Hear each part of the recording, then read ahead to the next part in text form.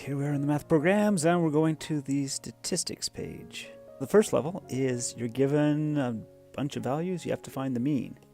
And then, once again, you're given some values, and these are not in the proper order, so you have to order them. And then find the middle value, the median. And notice there's not very many values. Level 3, just the mode. Level 4, you're given some values and asked to find the range. Level 5 is mixed of 1 to 4. Level 6 is now you're being asked to find the missing value. You're told the mean is 15 and you have to find the value of x. Level 7 is systematic sampling. This is systematic sampling. I want to populate this whole table, but I want to do it systematically. We're working with something called a poll step. I have 152 people. 1, 5, 2. I want to poll 18 people out of that. We're going to make something called a poll step. Divide 152 by 18. And then we round it down 8. Then we pick a random number between 1 and 8. We picked 4. Write the 4 here, and then I'm starting with person number 4. Then I'm going to be going up by P, by 8. Person 4, person 12, person number 20, number 28. And then we press enter to see if we're right. Random sampling. The following table contains 113 people. You want to conduct a random poll where you will survey 16 people. We have to fill in everything on this table. The number of people in the population is 113 people. I would like to survey only 16 of them. I'm going to, if I click on the hat, it is going to pick a random number between 1 and 113. It is without replacement. So it's like you're pulling the number out of the hat. You're not putting it back in the hat. You can only pick that number once. Person number 57 is going to be my first person that I choose. Click on it. When you click on the number, it populates the table with that number. And I click on the hat to get the next person, which is person number 46. 46 is down here. And then I click on the hat. Person 61 ran 13 kilometers. Person number 38 ran 12 kilometers. Person number 5 ran 10 kilometers. I clicked one too many times, and it warns you if you keep going. It says, no, 32 is too many. I've populated this table, and this is my random sample, and then I press enter.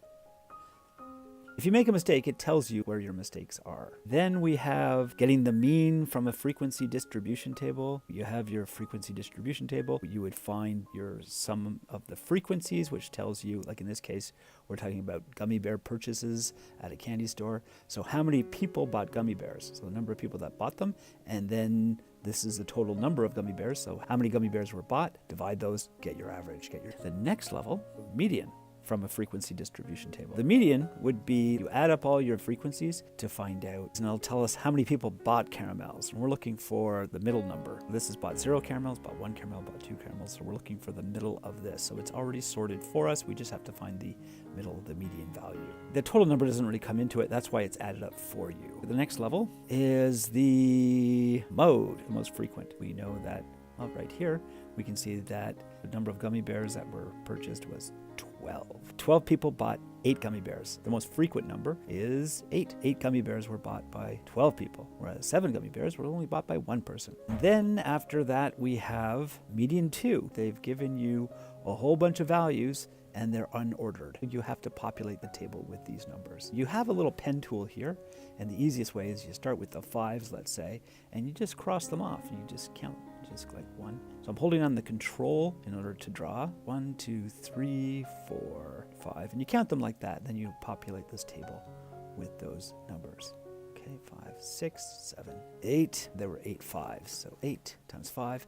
And then the total number of coins found in a series of vending machines. So 8 vending machines had 5 coins, so 8 times 5, there are 40 coins in those machines. You'd fill in the whole table, and then you would find the median number of coins. Go to the next level. The mean, the number of students in a sample of city buses is observed. Here, you're given the values, they're unordered, and then you have to populate the table. We're looking at the number of 4s. Use my pen tool, cross off 1, 2, 3, 4, 5, 6, 7, 8, 9, 10, 11 4s. And we're talking about students on city buses. 11 buses had 4 students each, 44 students. Fill in the whole table, figure out the sum of your frequencies, the total number of buses, and then the sum of the totals of the students. And that would give you the total number of students on all of those buses. Then you would divide the total number of students by the number of buses, and you would get the average number of students per bus. And that's how you do the mean. Look at mode, level 14. You're given an unordered bunch of values, and then you have to populate the table. If you're looking at fours again, I've got 6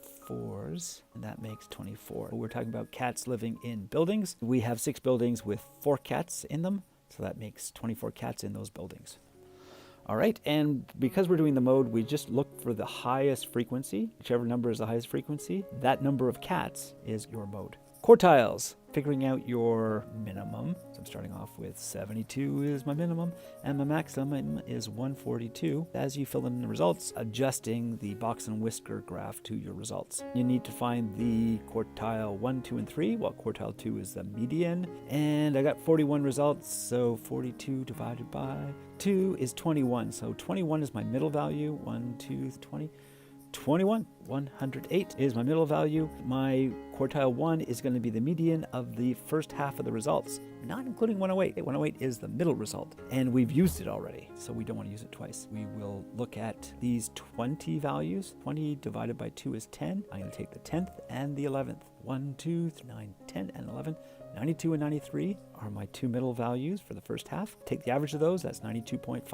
92.5, then it populates the chart for you. Do the same thing over here. 1, 2, 3, 10, and the 11th. So 127 and 127 makes 127 as the average. Makes the box and whisker plot for you, then you press enter to see if you're right. Quartiles 2, very similar. It's asking you to put your minimum value here, which is 38. Your maximum value up here, which is 76. Your median, quartile 2. Half of 36 is 18.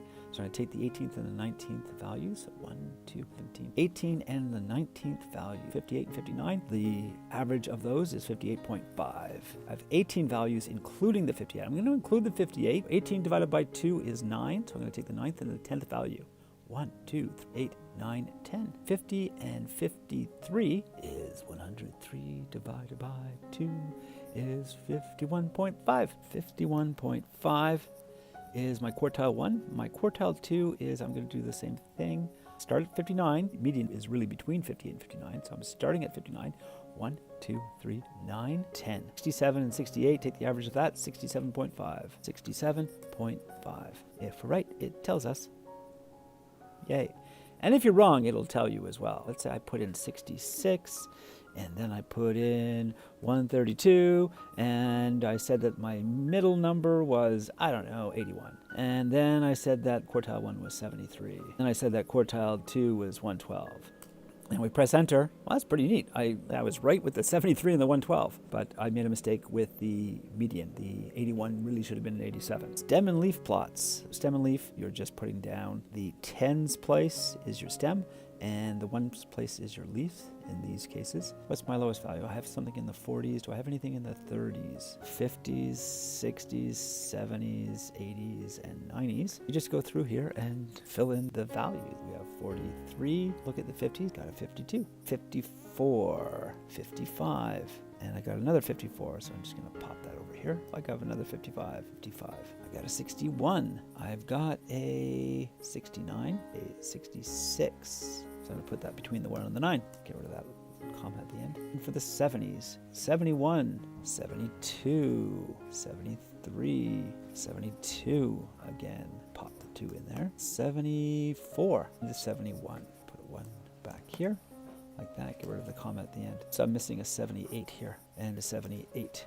I've got an 81, 86, 85, put it between the 1 and the 6, 88, put it after the 6, 84, between the 1 and the 5, I'm missing a 40 here, 49, any other 80s that I'm missing? I think a 69 over here, 94, that's it, just a 4. And that's how you do a stem and leaf plot, okay? And so it gives you a distribution. You can tell like that most of my values are in the 70s, and it shows you, you know, kind of almost like a little bar graph of your values, okay? And there we are. Oh, I left a comma after the 8. You didn't like that I had a comma here.